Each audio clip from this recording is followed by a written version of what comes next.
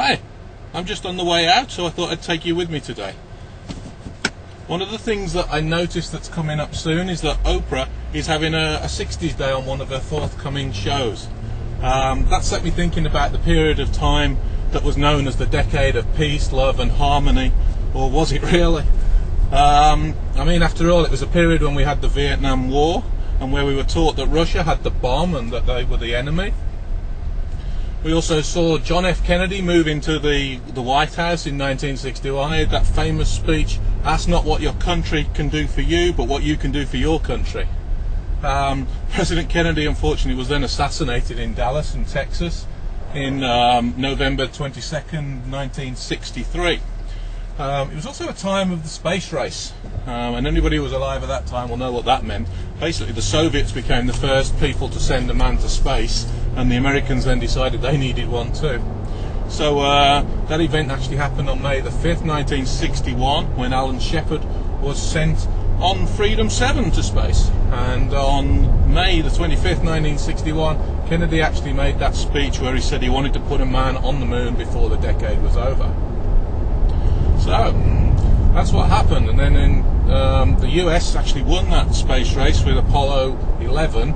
I believe that date was July the 20th in 1969, and at approximately 4:18 p.m. that day, Neil Armstrong and Buzz Aldrin actually landed on the moon, and the famous words, "Houston, tranquility base here, the Eagle has landed," were uttered.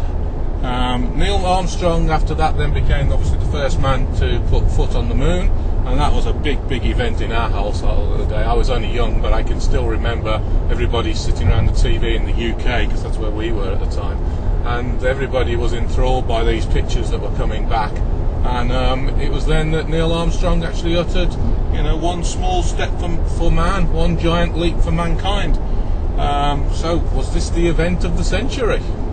For me, probably, and probably for a lot of other people. The 60s were also a time when we saw Germany divide into two separate and probably unequal countries, with the construction of the huge concrete Berlin Wall, and that imprisoned its citizens for the best part of 30 years.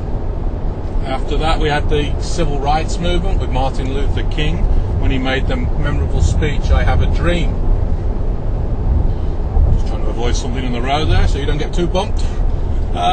So yeah, Martin Luther King made the "I have a dream" speech, and he was unfortunately assassinated in 1968 by James Earl Ray. So that happened in Memphis, Tennessee. And 2 months later, Bobby Kennedy was assassinated while running for president. So it was an era that was very mixed. But the 60s were perhaps best known as the decade of rock and roll. And it was an era of Elvis and the Beatles. Beatlemania actually took over, and the Fab Four, John, Paul, George and Ringo, were played on radio stations all over the world.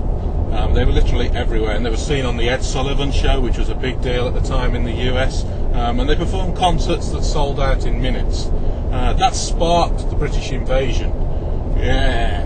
By landing in New York, they then proceeded to change the face of rock and roll effectively, and other great British bands such as the Rolling Stones, the Who and the Animals actually came forward. Got to be careful here, there's very often speed traps here, so we don't want to get done today. It's been a little while since I got done. But I don't want to get done when I'm talking to you, because he's going to ask what the hell's going on. Make me look like a nutcase, talking to the door.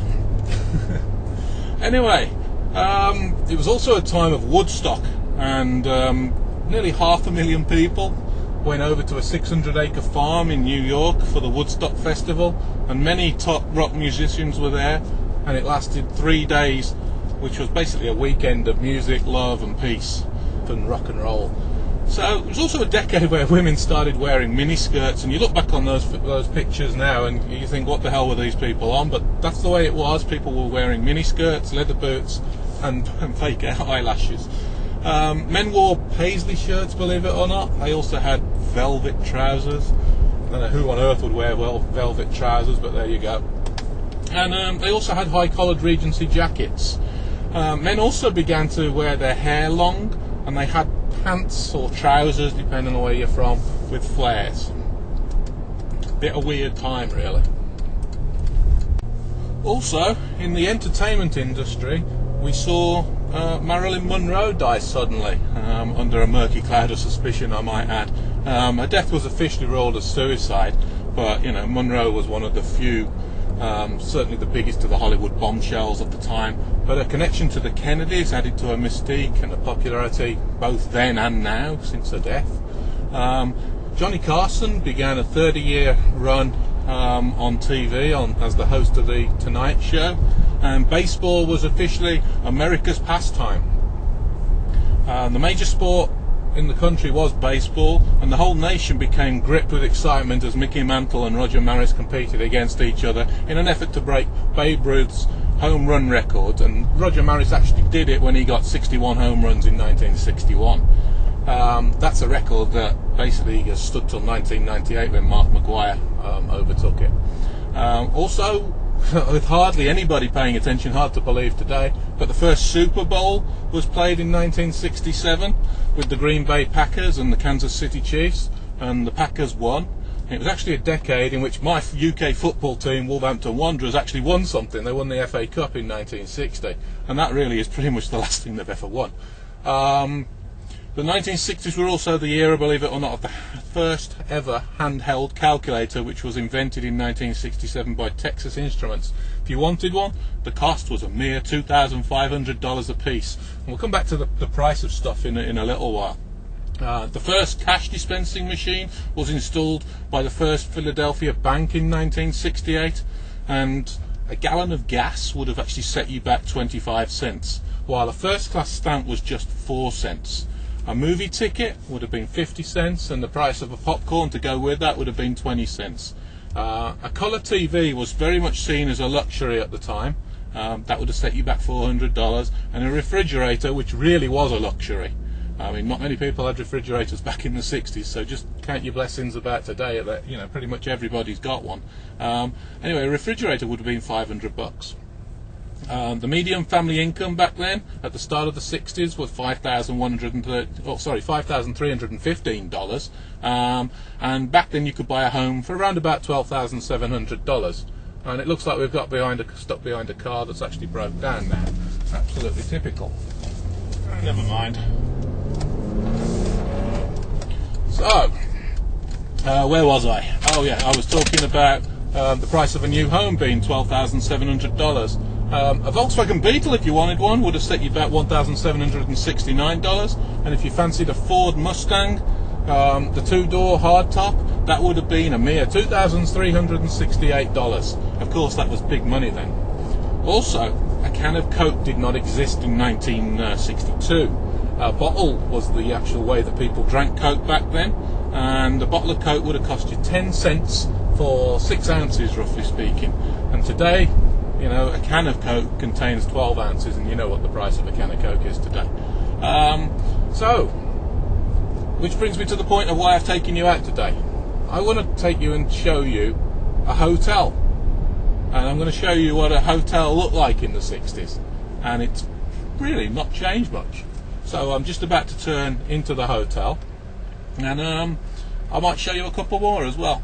So sit tight. Okay, here's a typical 60s hotel.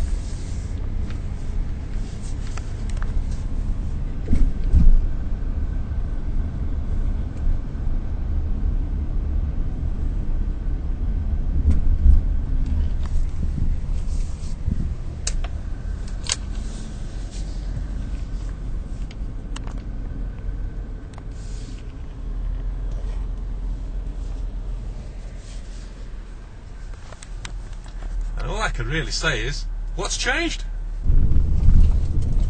So yes, you could stay here if you come to Orlando on vacation.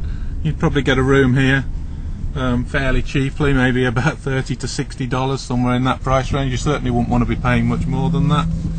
But why would you? So it's cheap and cheerful, but there is a better option.